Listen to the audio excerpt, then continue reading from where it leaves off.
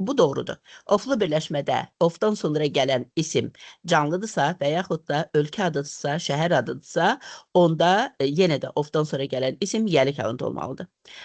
Y variantına baxırıq. Usually the workload of doctors is less than those of nurses.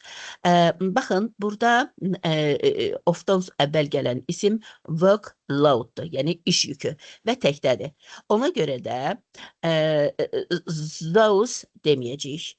Deyəcəyik ki, zen, ze, zi, zi, noses. Zos yox. Z Niyə? Buna Niyə Z zi yox? Zən-zət, bəli, zən-zət of noses. Niyə? Çünki bax burada workload sözü iş yükü təkdə olduğuna görə həmin bu söz burada olmalıdır. Bax, məsələn, elə bil ki, bu cümlə belə olub da, usually the workload of doctors is less than the workload of nurses. Həmən sözdür.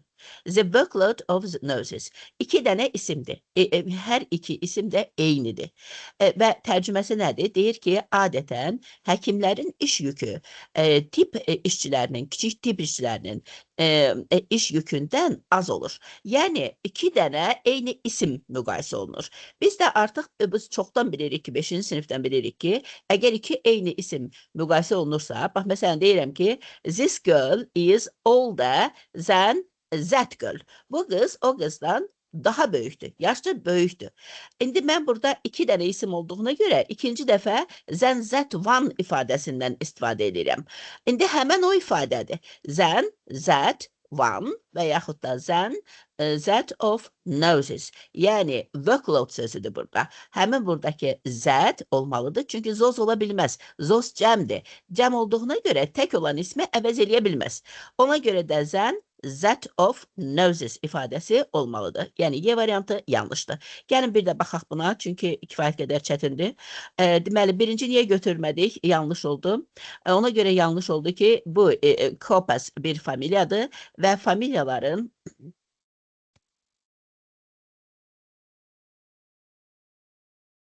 cəm olduğuna görə yəlikəl forması S apostrof olur. Bu yanlış oldu. İkinci niyə yanlış oldu? Bu bir ifadədir. İfadələrdə, yəni uzun bir ifadənin yəlikalını düzəltmək, axırıncı ismə yəlikalı artırılmalıdır və burada olmalıydı rooms paintings. Yəni, bax, görürsünüz, bu isim hansı sözə aiddirsə, hansı sözdən sonra gəlirsə, onun yəlikalda olması lazımdır. Məsələn, 8-ci Henry'nin belə bir ifadə yazanda da ace, yəni 8 sözünün sonuna artırırıq yəlikal formasını. Çünki deməli, ona görə ki, bu ifadələrdə adətən axırıncı söz artırılır, yəlikal forması. Üçüncüdə niyə belə oldu? İsim birləşməsidir. İsim ilə düzələn yəlikal formasıdır. İki isim yanaşı gəlir. Heç bir cəm şəkilçisi olmamalıdır. Əgər bu ismin təki də cəmi də eyni olsa, məsələn, clothes kimi, trousers kimi təki də cəmi də eyni olsa, onda biz cəmdə götürə bilərik. Yox, əgər bu isim həm təkdə, həm də cəmdə işlənə bilirsə, məsələn, biz statue də deyərik, statues də deyə bilərik. Onda ancaq biz onu tək vəziyyətdə götürməliyik, tək halda götürməliyik. Ona görə də C variantı da yanlış oldu.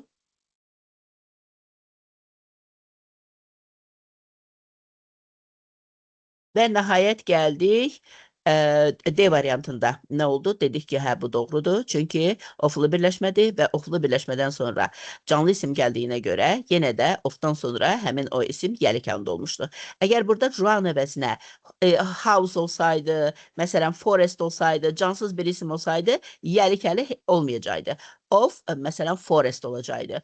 Of, tutaq ki, work olacaqdı. Yəni, yəlik halında olmamalıydı.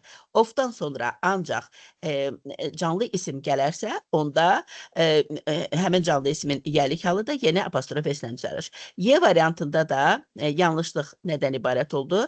Ona görə oldu ki, workload sözünə əvəz elədiyinə görə tək oldan sayıla bilməyən isimdir və onu zosla əvəz eləmək olmaz. 7. Kifayət qədər çətin idi. Təşəkkür edirəm Kamilə xanım. İmkan yaratdınız ki, mən bunu izah elədim və müəllim yoldaşlar da başa düşə bildilər. Buyurun, daha hansı səhvləriniz var? Müəllimə, bu 7-ci Buyurun. sualda düzgün cavab yoxdur. Lamiyə xanım, eşitmirəm sizi, xahiş edirəm hündürdən deyin.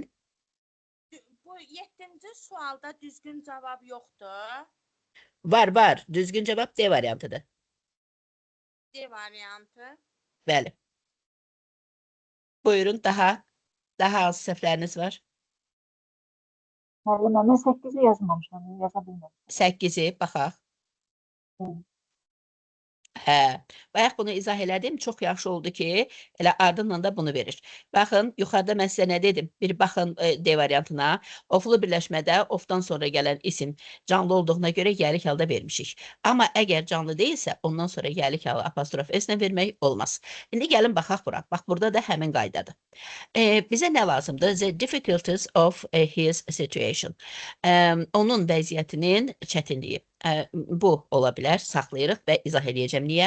The whole difficult situation. His whole difficult situation. Bu da ola bilər. Niyə ola bilər? Çünki the whole ifadəsidir ki, bütövlükdə deməkdir. Özündən əvvəl mütləq artikel işlənir. Özündən sonra sayılan tək isim gəlir və burada da the whole əvəzinə his işlənib. Niyə? Çünki yəlik halda olan əvəzlik var, yəlik əvəzliyi var. Ona görə də article yoxdur. Amma yenə də bir determine olduğuna görə whole-la işlənə bilər. Doğrudur. His whole difficult situation. Doğrudur.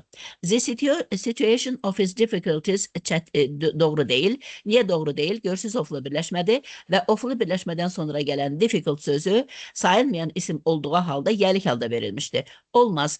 Ancaq, bax buradakı kimi, əgər ofdan sonra gələn isim canlıdırsa və yaxud da xüsusi isimdirsə, bir ölkənin, bir şəhərin adıdırsa, onda yəlik halda işlənə bilər. Digər hallarda isə adi, sayıla bilməyən isim, cansız isim, özür istəyirəm, cansız isim bu sayıla bilir, amma cansızdır. Yəlik halı apostrof S-lə düzəlməz. Yanlışdır. Ona görə yanlışdır.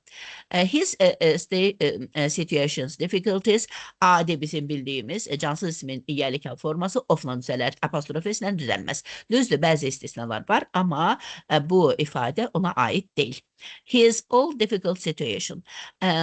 Baxın, burada all'dan sonra, daha doğrusu əvvəl bir determine gəlib. Biz də bilirik ki, all determinəni özündən sonra tələb edir, özündən əvvəl yox. All his difficult situation olsaydı doğru olardı. Yəni, necə ki, whole-la ola bir baxaq, whole-dan əvvəl gəlir determine, yəni təyin edici söz z, yaxud da burada görüldüyü kimi yəlik əvəzliyi, yəni istənilən təyin edici söz whole-dan əvvəl, all-dan isə sonra işlənir. Məsələn, the all demirik, all deyirik. Amma the whole deyirik. Bax, ona görə də 1 ilə 2 doğrudur, digərləri yanlışdır. Buyurun, başa düşdünüzsə və yaxud da izahım sizə qane etmədisə, buyurun. Bu yazmışam, müəllimə. Aha, buyurun, daha hansı?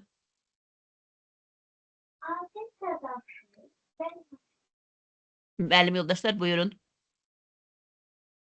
Səhviniz Müəllimə, mən yoxdur. 16-cı testdə A yazmışam, amma orada 2 variantın arasında qalmışdım. Yenə də A yazdım amma. Baxaq. Which option is correct one? His mathematics is excellent. Bəli, doğrudur. Niyə doğrudur? Çünki burada konkret bir insanın riyazi biliklərindən söhbət gedir və ona görə də özündən sonra xəbərin tək gəlməsi doğrudur. Riyazi bilikləri, daha doğrusu A olmalıydı. Çünki riyazi biliklər və yaxud fiziki biliklər konkret bir insana aid olanda sayıla bilir və cəm götürülür. He got $3 rolls of popcorn. Dollar, bax bu cür ifadə var. Was, məsələn, özündən əvvəl say, sonra was. Bu cür yəlik halında adətən dollarsdan sonra yəlik hal olmalıydı. Yəni, dollarsdan sonra bir yəlik halında, yəni apostrof verilməliydi. Yanlışdır. We had a nice time at Jack and Susan's last night. Bu doğrudur, amma niyə doğrudur? Qaydacam indi buna. They met Alice in front of the shoes shop a few days ago.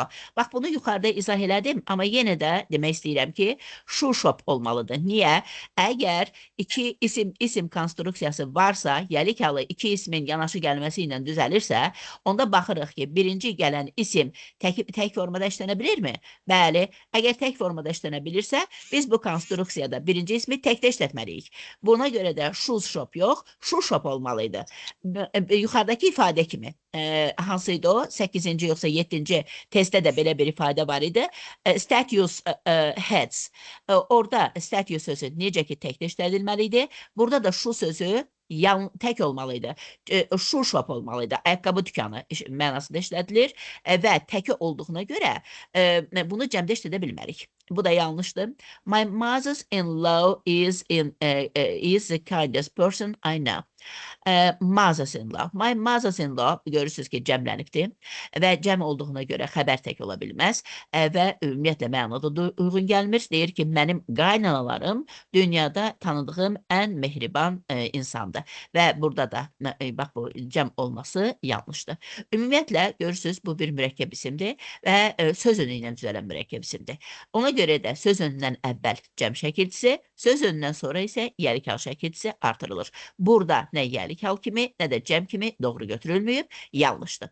Və mən sizə demişdim ki, C variantına qayıdacağım və burada da görürsünüz ki, ətlə verildi. Əgər yəlik halda olan ismin və yaxud da isimlərin qarşısında söz önü varsa, onlardan sonra adətən isim işlədilmir. Və məsələn, biz bilirik ki, burada nəyi nəzərdə tutur? Jack və Susanın evini deyir. Yəqin ki, bunlar ər-ərvat yaxud da bacı-qardaşda hər nədirsə bir evləri var. Və burada siz bilirsiniz ki, ev mənasını verən shelter, house, accommodation, o qədər çoxlu söz var ki, məsələn, house deyərdik, room deyərdik, flat deyərdik, accommodation deyərdik, residence deyərdik. İstədiyimiz qədər ev mənasını verən söz var.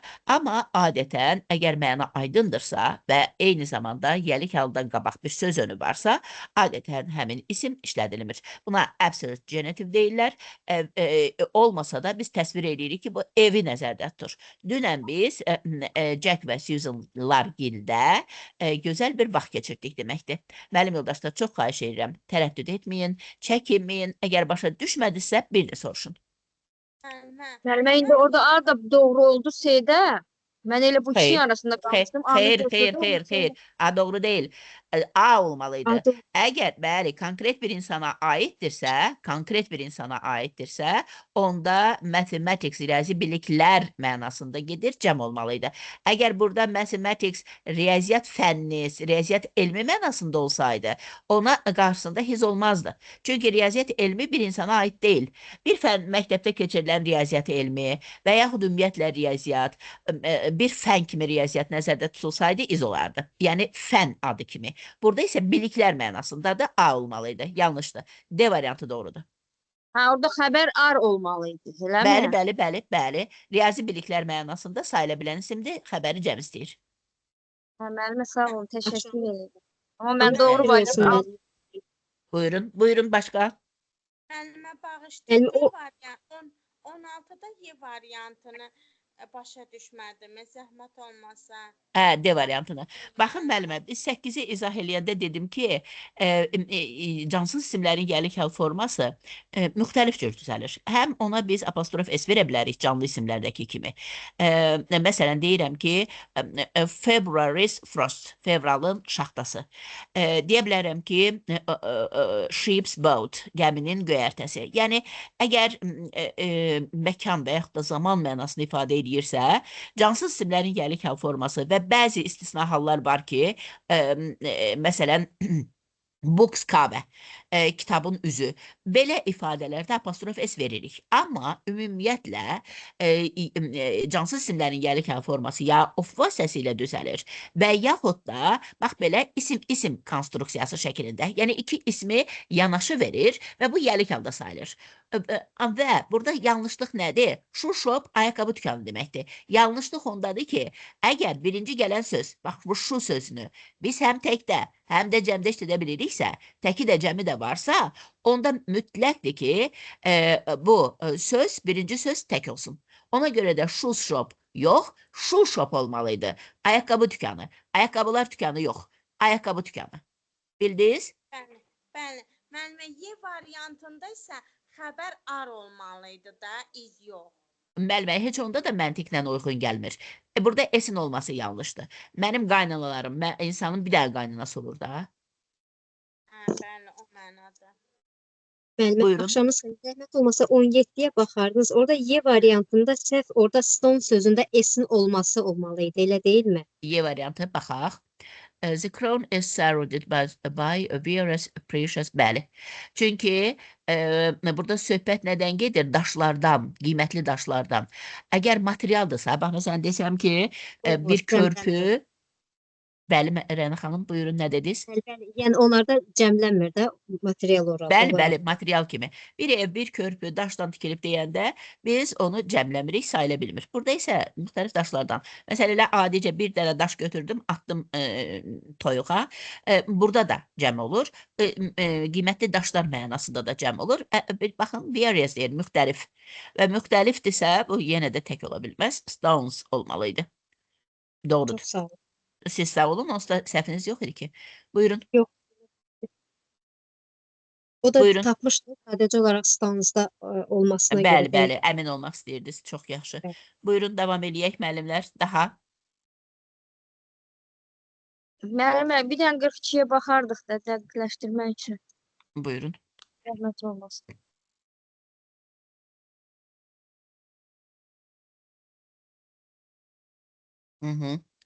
A variant with a mass noun. Mass noun nə deməkdir ki? Mass noun elə sayıla bilməyən isim deməkdir, material isim deməkdir.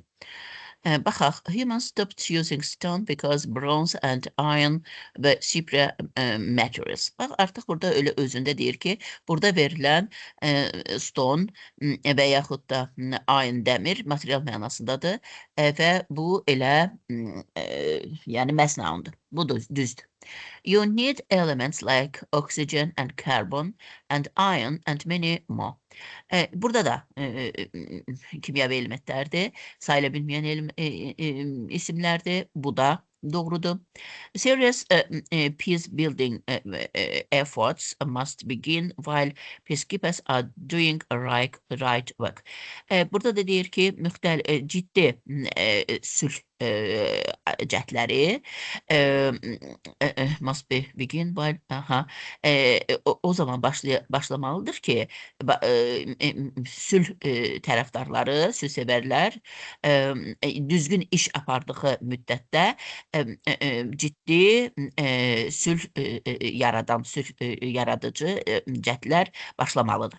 Və burada da work iş mənasındadır, yenə də mass noundur, doğrudur. As this increases shows the willingness of the donor community to support the work. İşi dəstəkləmək üçün deməli, bütün donor cəmiyyətlərinin iradəsini göstərir bu cür inkişaf. Yenə də buradakı work də sayıla bilməyən isimdir. Sadəcə konkret bir işi nəzərdə tutur. Hansısa bir iş barəsində söhbət gedir. Məsələn, sülh işləri və yaxud da nə bilim, hansısa bir ölkə ilə arada yaradılan iqtisadi məsələn, əlaqələrin yaradılması məqsədi ilə aparılan iş. Yəni, burada bütün verilən isimlər mass noun, adının fərqli olmağına baxmayın, sayıla bilməyən isim deməkdir, doğrudur. Buyurun. Mənim axşamınız xeyir, zəhmət olmasa 43-ə baxardım. Baxaq. Hə, burada nəyə fikir vermək lazımdır? Əgər bu ismin qarşısında bir sifət varsa, təyin edici söz varsa, həmin təyin edici sözün birinci tərəfində gördüyümüz kimi say gəlir. Və əgər bu cür ifadələrə rast gəliriksə, onda iki cür doğru variant olur. Ya həmin sayla özündən sonra gələn isim uzlaşaraq cəmlənir. Məsələn, biz deyirik e-book, amma two books. Ona görə də for-dan sonra gələn isim cəm olmalıdır və həmin ismin yəlikən forması cəm olan isimlərin yəlik forması kimi S apostrofla düzəlir. 4 days trip doğrudur. 4 günlük səfər deməkdir, düzdür. İndi ikiyə baxırıq. Trip of 4 day. Ola bilər, amma burada trip sözünün artiklı yoxdur. A trip, z trip olsaydı doğrulardı. 3-ə baxırıq. 3-4 day trips. 3 dənə 4 günlük səyahət. Bu doğrudur. Niyə doğrudur? Çünki buradakı 3 trips isminə aiddir. 3 səyahətlər düzdür və 3 günlük 3 dənə 4 günlük səyahətdir. For isimlə əgər sayın arasında tre varsa, həmin isim cəmlənmir və yəlik halında işlənmir. Və bunun mənası 3-4 günlük səyahət deməkdir. 3 dənə səyahətdir və 3 səyahətin hər biri də 4 gündən ibarətdir. Baxın, ya bu birincidəki kimi arada görürsünüz heç bir defs işarəsi yoxdur. 4-ə görə, saya görə isim cəmlənib və cəmdə olan isimlərin gəlik hal forması kimi apostrofla düzəlib. Bu ya belə olur, bu da doğrudur. Birinci variantdır ki, düz götürülür. İkincisi də isimlə sayın arasında defis olanda isim nə cəmlənmir, nə də gəlik halında işlənmir. Ona görə də 1 ilə 3 düzdür. Baxın, indi burada isə tripə aiddir. Əgər tripə aiddirsə, özündən əvvəl gəlik hal gələ bilməz ki. Çünki əgər ismin qarşısında gəlik halda olan bir isim varsa, artıq ondan əvvəlki isimlərlə arada əlaqə kəsilir. Yəni, belə deyək də, biraz çətin olmasın. Əgər arada defs işarəsi yoxdursa, mütləq isim cəmlənməlidir və sonra isə cəm olan isim kimi S apostrofla gəlik hal düzəlməlidir. 4 də buna görə səhvdir. Burada, buyurun. Düz istəyirəm müəllim. Bəs burada 2-də, məsəl, trip of 4 days olsa düzgün olmazdı. Mən biləm burada Article olsa, article olsa düz olacaq. A trip of, yaxud da Z trip of desəydik, olardı. Yox müəllimə. Ofdan sonra 4 days olmamalıydı. Deyin cəmlənməsi düzgün olmazdı, elə olmaz. 4 day ola bilər. 4 day, yəni həm arada defs olmalıydı, həm də qarşısında article olmalıydı. Onda days cəmlənməməlidir. A trip olmalıydı da onda. A trip of 4 day. Ola da bilər. Ya belə də yenə əvvəlki kimi. İki cür ola bilər. Ya bax burada 1-dəki kimi ola bilməli ya da 3-dəki kimi. Başqa cür olmur. Çox sağ olun. Siz sağ olun. Yəni burada 4 day ya arasında tre qoyulmalıydı qarşısında article ya da yenə də tripin qarşısında article və yenə də 4 days. Buyurun. Müəllimə 39-a bir dənə baxardıq. Fikir verirsinizsə, düşünmək tələb eləyən çox məntiqi testlərdir. 39 deyirsiniz? Bəli, müəllim. O vaxt canlı heyvanlardan alınan heyvandan canlı alanda apostrof eşitmə yazılır. Bəli, bəli. İndi buna baxaram, amma sizin fonda hansısa müəllim nəsə dedi, eşitmədim.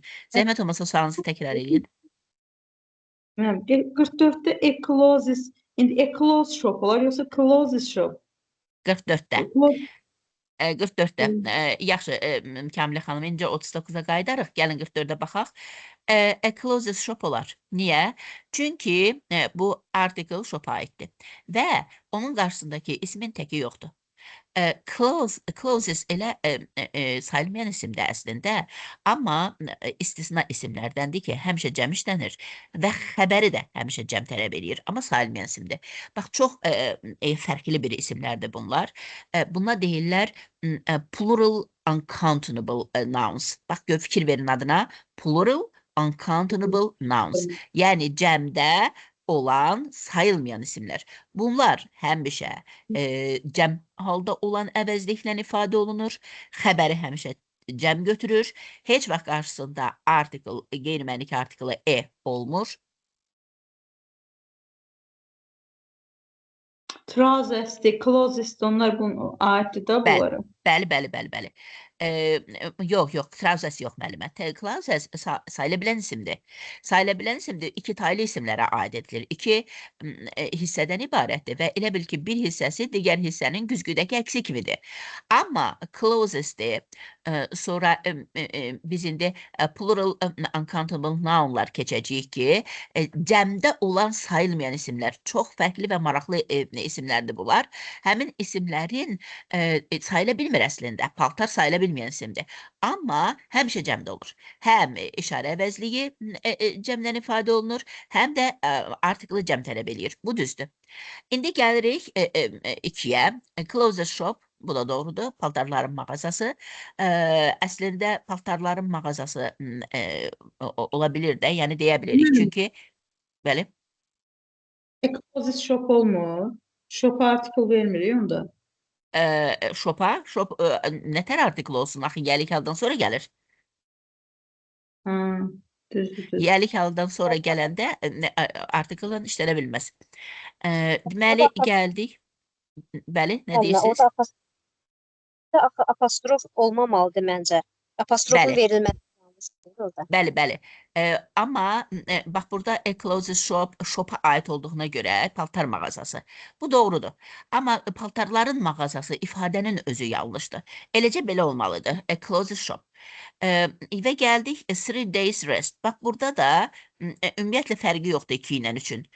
Bunun yəlik halı olmur. Ya təkdə olmur, ya da ki apostrof S-lə olmur. Əslində S-lə qurtardığına görə belə fikirləşirik ki, burada yəni doğrudur da, yəlik halı doğru verir. Amma bu ifadə paltar mağazası. A variantında olduğu kimi, birdə olduğu kimi bax bu cür verilir. Article shop'a aiddir və burada yəlik halı olmur. İsim konstruksiyası olur. Nəyə görə bunu cəm götürürük? Çünki bunun təki yoxdur. Bir düzdür. 2 ilə 3 ümumiyyətlə yəlik halından düzəlmir. 3-də isə 3, bax görürsünüz, 3-yə görə bu isim cəmlənməli idi. Cəmlənib yəlik hal forması sonda, yəni S apostrofla olmalıydı. Ona görə də yoxdur burada düzgün variant. Bircə dənə bir düzdür. Çox sağ olun. Siz sağ olun. Buyurun, yenə var. Yox, 39 müəllim. müəllimə. Hansısa 39 müəllimə çox üzr istəyirəm. Gəlin baxaq. Baxın uşaqlar, müəllim yoldaşlar, çox üzr istəyirəm. Əslində burada cow milk ifadəsi bilirsiniz nə vaxt düzdür? O quru südlər olur. Quru süd üstündəki yazılır cow milk. Ona görə əslində məsələn Suvonda yazılır ki, belə ifadəni götürmək olar, cow milk. Amma biz bilirik ki, əgər canlı heyvandan biz götürürüksə, alırıqsa südü, ümumiyyətlə məhsulu. Məsələn, canlı nədir? Toyuğun yumurtasıdır ki, o heyvan sağ ola, onun yumurtasını əldə edirik və yaxud da inək sağ ola. Məsələn, ətindən danışanda, məsələn, bir çeripaxa nə idi? Çeripaxa, tısbağanın əgər çanağından danışırıqsa və yaxud da bir tülkünün xəzindən danışırıqsa, bunu heyvan gərək ölsün ki, biz bu ondan məhsul alaq. Onda bu cür hallarda adətən yəlik hal verilmir. Eləcə, məsələn, deyirik ki, fox fur. Amma bəzi istisnalar var. Məsələn, elə burada cow milk ifadəsi Suvonda deyir ki, ola bilər. Siz əgər fikir verirsinizsə, quru südlərin üzərində də yazılır cow milk. Yəni, yəlik halda işlədilmir. Bax, bu cür isim konstruksiyası şəklində verilə bilir. Yəni, A variantı əslində düzdür. B variantına baxaq. This cow. Baxın, this deyirsə, this. Ax, bu çoxdur. Cəm istəyir özündən sonra. Ona görə cow, yəni inək sözü də cəmlənməli, sonra yəni apostrof qoyulmalıydı. Bu da yanlışdır. Cow milk burada article milkə aiddir. Çünki birinci gələn təyin edici olduğuna görə 2 isim yanaşı gəlirsə, birinci isim özündən sonraki ismi təyin edir. Məsələn, tutaq ki, deyirəm ki, a librarian girl, kitabxanaçı qız. Buradakı article librariana yox, gölə aiddir. Librarian 2 isim yanaşı gəldiyinə görə artıq təyin olur. Burada da cow milk ifadəsində cow təyin edici olduğuna görə article milkə aid götürülür. Amma biz də bilirik ki, milk sayıla bilməyən isim olduğuna görə article-dan işlənə bilməz. D variantı. C variantı yanlışdır. D variantında görürsünüz milk yazıb, belə bir şey olmaz. Y variantında da olmaz. Ona görə də A variantı doğrudur. Yəni, əgər tutaq ki, analiz edilirsə, müxtəlif südlər varsa, bu südlərin içərisində camış südü, inək südü, keçi südü varsa, burada da cow milk deyirik və yaxud da o, dedim sizə, quru süd qablarının üzərində də məhz belə yazılır. Əslində, ümumiyyətlə, in general, cow's milk şəklində götürülür, doğru odur, amma bu da doğrudur. Yəni, Suvonda bunun da doğru olduğu təsdiq olunur. Bildiniz? Bəli, müəllim. Bəli, müəllim. Bəli. Buyurun. 44-ün 4-cüsündə deməli, restə görə artiklı verə bilərik əvvəldə. Yox. Burada yəlik halı varsa, Artıq orada artikl olmur müəllimə. Yəlik halında olan isimdən əvvəl artikl düşür. Ona heç bir artikl verə bilmirik. Ya bu belə olmalıydı. 3 day, siridən siri ilə deyin arasında apostrof olur. Heç bir cəmlənmə yəlik halı olmur. Onda biz bunun qarşısına artikl qoyub a 3 day rest verə bilərdik. Çünki bir istirahətdir, bir istirahət periyodudur və 3 gün çəkir. O olardı. Amma əgər yəlik halı varsa, olmaz. Yəni burada Yəlik halı days sözü cəmlənsə doğru olardı. cəmlənsə olar. Yəlik halında işlədərik, olar. Deyərik ki, days, s-i bitişdirərik y hərfinə, cəmləyərik və bu apostrofu da gətiririk s-dən sonraya. Olar 3 days rest. Yanlışlıq ondadır ki, s aralı yazılıb. Bitti mi? Müəllim, S3 days rest olmazdı. Xeyr. Əgər arada defis olsa, onda article işlədirik. Yox, əgər article yoxdursa, 3-ə görə ismi cəmləyirik və sonra yəlik halında işlədirik. Bu iki cürdür, başqa cür yoxdur. Amma S3, 3 days, day rest olardı. Bəli. 3 day, heç bir cəmlənmə, apostrof, heç nə yox, rest. Müəllimə biz shift Bircə dəqiqə. Lamia xanım, siz 40-ı dediniz, amma bu 43-də hələ də sual var. Bircə dəqiqə gözləyin. Buyurun müəllimlər, zəhmət olmasa təkrar edin sualınızı. Sualınızı təkrar edin. Müəllimə shipful deyilir, yoxsa shipsful? Hə, ships wool deyə bilərik. Çünki heyvan canlı ikən ondan biz yun alırıq. Ona görə də bəli, ships apostrof s, wool deyə bilərik. Onda shipful da olur, shipsful da doğru olur ha, ikisi də. Yəni bu svonda doğru götürülür. Onda bu testin hamısı doğru olur. Baxarıq ona. 43-ə bax. 43-də sualınız yoxdursa, neçə demişdiniz Lamia xanım? Buyurun, zəhmət olmasa. 40 müəllimə. Neçə? 40. 40. Baxaq.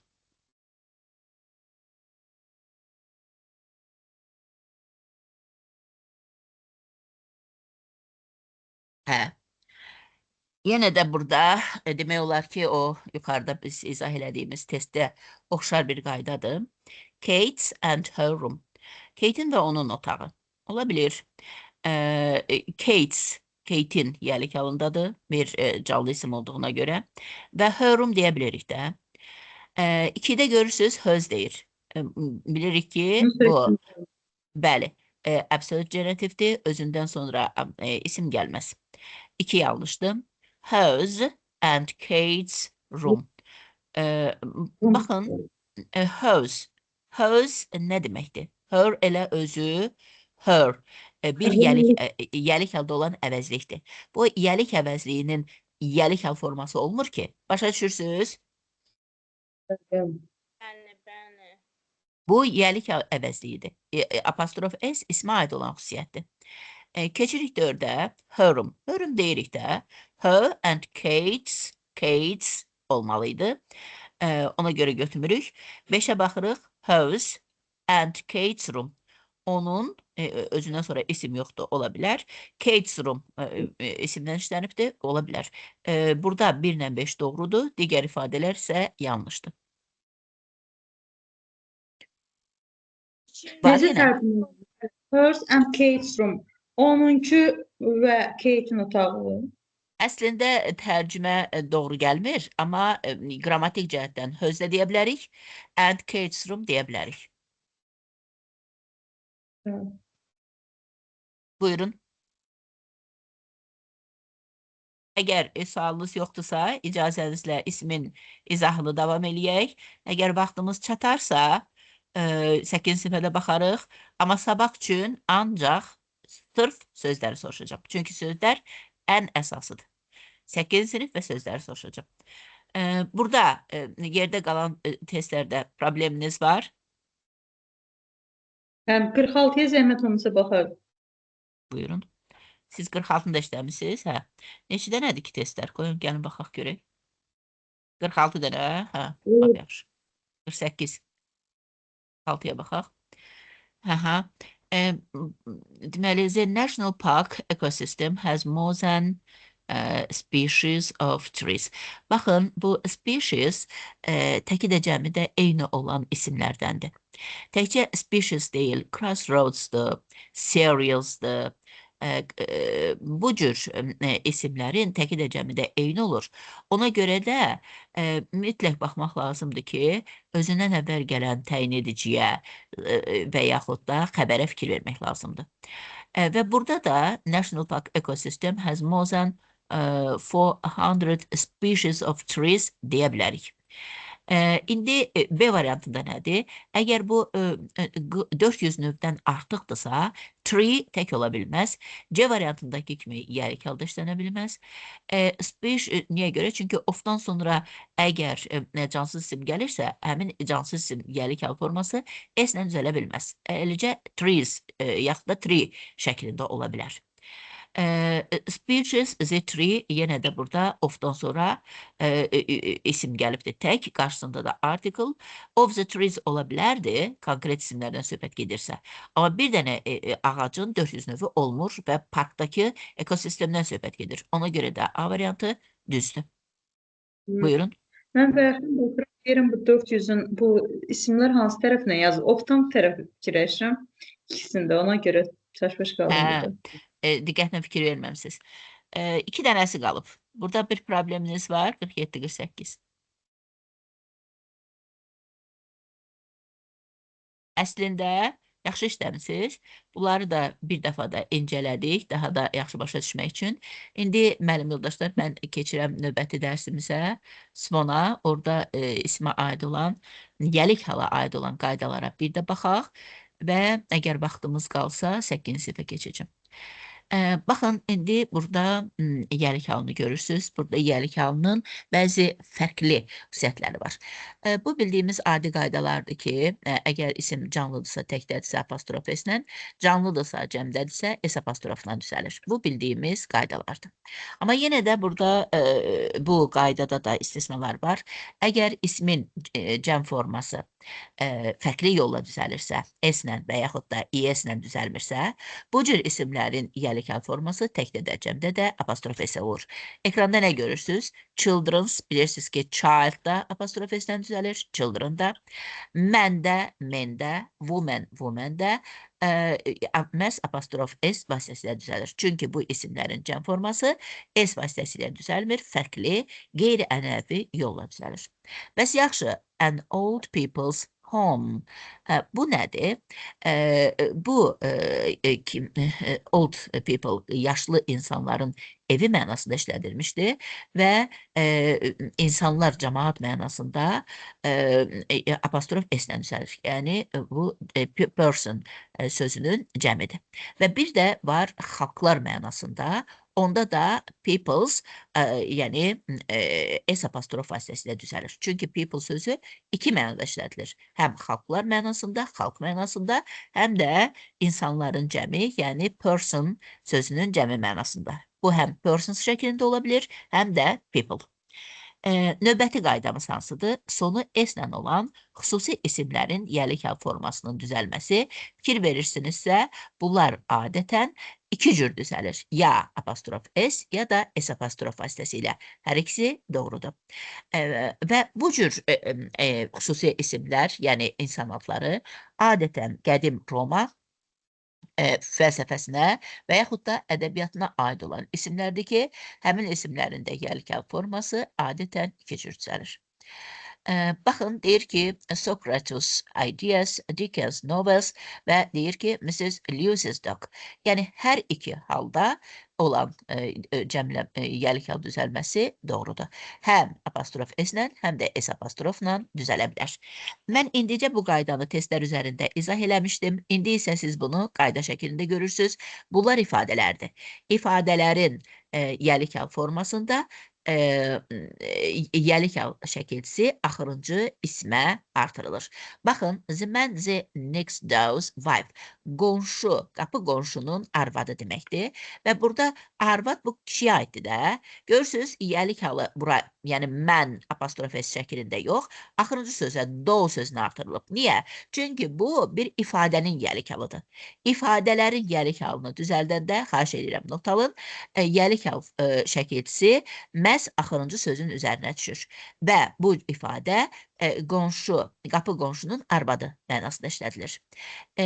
Burada isə siz familiyaların yəlik halının düzəlməsini görürsünüz. Familiyalarda cəm olduğuna görə cəm isimlərin yəlik halı kimi S apostrofla düzəlir. The Smiths New House, Smithslərin, yəni Smithslər ailəsinin burada ən azı 2 insan var, yəni cəmdir. Ona görə də həmişə əgər familiyaların qarşısında article Z varsa bütöv ailəni nəzərdə tutur. Amma Mr., Mrs.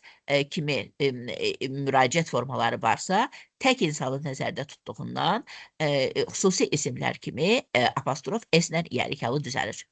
Henry the A's six wives. 8-ci Henry'nin 6 arvadı. Burada da görürsünüz yenə bir ifadədir və bir ifadə olduğuna görə ifadələrin dedik ki, yəlik hal forması axırıncı ismə artırılır. Burada da 8-ci sözünə artırılıb. Bu da bax belə bir qaydadır. İfadələrin yəlik hal formasında yəlik hal şəkilçisi axırıncı ismə artırılır. Burada isə yenə də biz buna oxşar testləri işlədik. Deyir John and Anne's children. Bunlar bir ailədir. Joe ilə Anne'nin uşaqlarından söhbət gedir. Ona görə də əgər isim həm birinci, həm də ikinci mübtadiyə eyni dərəcədə aiddirsə, yəni bu uşaqlar həm John'undur, həm Anne'nindir. Bacı qardaşlar. Ona görə də birinci isim yox, məhz axırıncı isim yəlik halında olur. Və xəbər də tək olur. Yox, burada children cəm olduğuna görə cəm olacaq. İndi buna baxaq. Burada isə görürsünüz ayrı-ayrıdır. Deməli, bu uşaqlar bacı qardaş deyil. John'un uşaqları ayrı, Anne'nin uşaqları ayrı. Əgər hər iki isim yəlik halı qəbul etmişdirsə, deməli bu isim ayrı-ayrılıqda aiddir mübtadələrə. Yox, əgər yalnız axırıncı mübtadə yəlik halı qəbul edirsə, onda uşaqlar ümumidir. Həm John'undur, həm Anne'nindir. Amma ikinci halda isə, baxın, indi burada nə deyir? One, a lot of children. Yəni, çoxlu uşaqlar. Bunlar Joe and Anne'yə məxsusdular. Onların valideynləri John və Anne'dir. İkincidə isə two separate lots of children. Ayrı-ayrı çoxlu uşaqlar. John'un uşaqları ayrılıqda və Anne'nin uşaqları.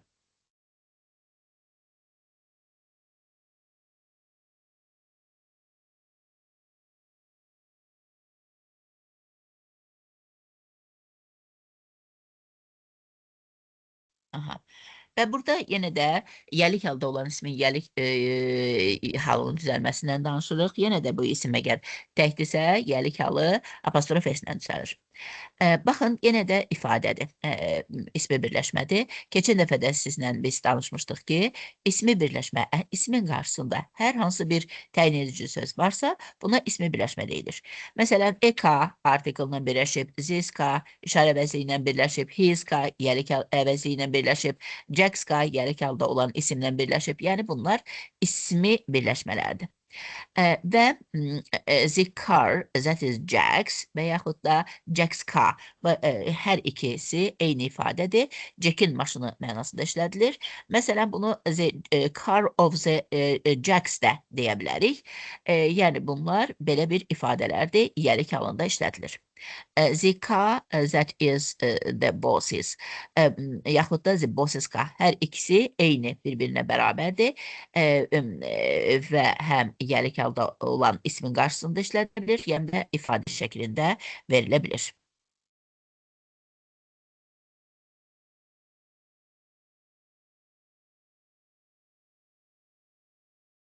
Aha. Biz demişdik ki, elə testlərin üzərində də biz rast gəlmişdik. Adətən cansız isimlərin yerlik hal forması apostrof S-lə yox, of vasitəsilə düzəlir. Düzdür, kifayət qədər çoxlu istisnalar var, amma gərək biz bunu konkret olaraq əzbərləyək. Çünki elə bir qayda yoxdur ki, deyək ki, məsələn, bunu demək olar, bunu demək olmaz. Amma belə bir şey, belə bir ünaz fikirləşib tapıblar ki, məsələn, tutaq ki, gəlin indi testlərin misallarının üzərində izah edeyim. Deyir ki, əgər biz küçənin adı demək istəyiriksə, the name of the street deyəcəyik. Baxın, deyir ki, the street's name demək olmaz. Niyə demək olmaz? Axı biz elə canlı isimlər var ki, onları gəlik halda işlədə bilirik. Məsələn, deyə bilərəm ki, a book's cover, yəni kitabın üzü deyə bilirəm. Amma street's name deyə bilmirəm. Table's leg deyə bilmirəm. Table leg deyirəm, yəni isim konstruksiyası, iki ismi eləcə deyirəm və gəlik halda olur. Yaxud da the leg of the table deyə bilirəm. Apostrof S-lə işlədə bilmirəm. Niyə?